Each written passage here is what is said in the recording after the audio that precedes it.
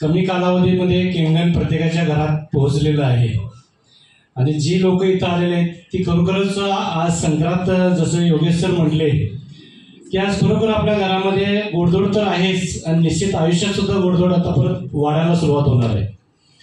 केंगणचं जर बघितलं तर गेले 6-7 महिने मी या सगळ्या गोष्टी अनुभवाला आलोय।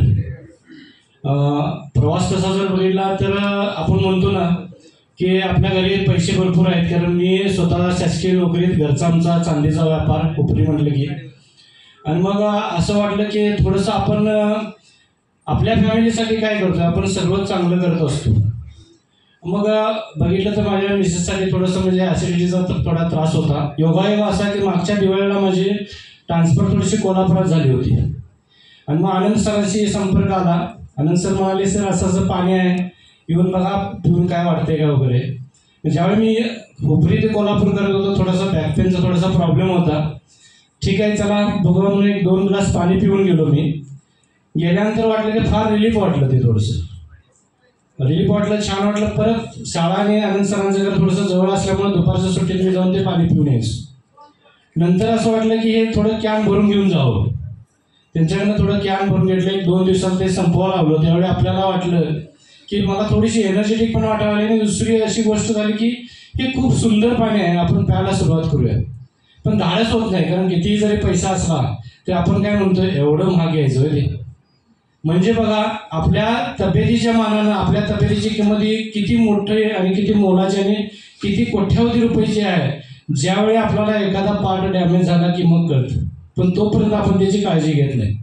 आणि ही जर काळजी तुम्हाला घ्यायची असेल, आपलं शरीर स्वास्थ्य चांगलं जर ठेवायचं असेल, कारण एक श्लोक म्हणण्यापेक्षा आमचे एक डॉक्टर आपल्याला, परवा मी आणि माझे काही मित्र एका डॉक्टरांच्या गेलो, त्याने त्या कार्डावर लिहिलं होतं, तुम्हा सर्वांना जर कुणाच्या सोबत राहायचं असेल तर ते तुमचे शरीर आहे आणि शरीर शेवटपर्यंत तुमच्या बरोबर नसतं।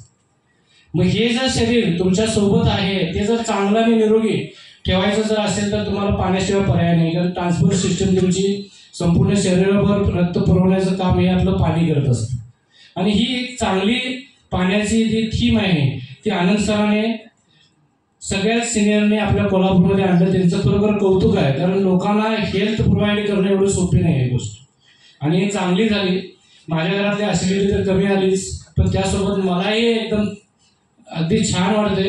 रोज सकाळी उठल्यानंतर 1-2 ग्लास, दुपारचं मी थोडंसं माझ्या शाळेत जाताना थोडंसं ते 2 बॉटल घेऊन जातो वगैरे, पण दिवसभर एवढं छान वाटतं की आपल्याला वाटतं खरोखर हे पाणी मिरॅकल आहे आणि हे सगळ्यांनी घ्यायला पाहिजे। फक्त विषय आहे तो मशीन घ्यायचं का न घ्यायचं, कारण का आपल्याला सगळ्या गोष्टी इथं ऐकायला मिळणार, आज वेगळ्या पद्धतीने चर्चा करायला मिळणार आहे।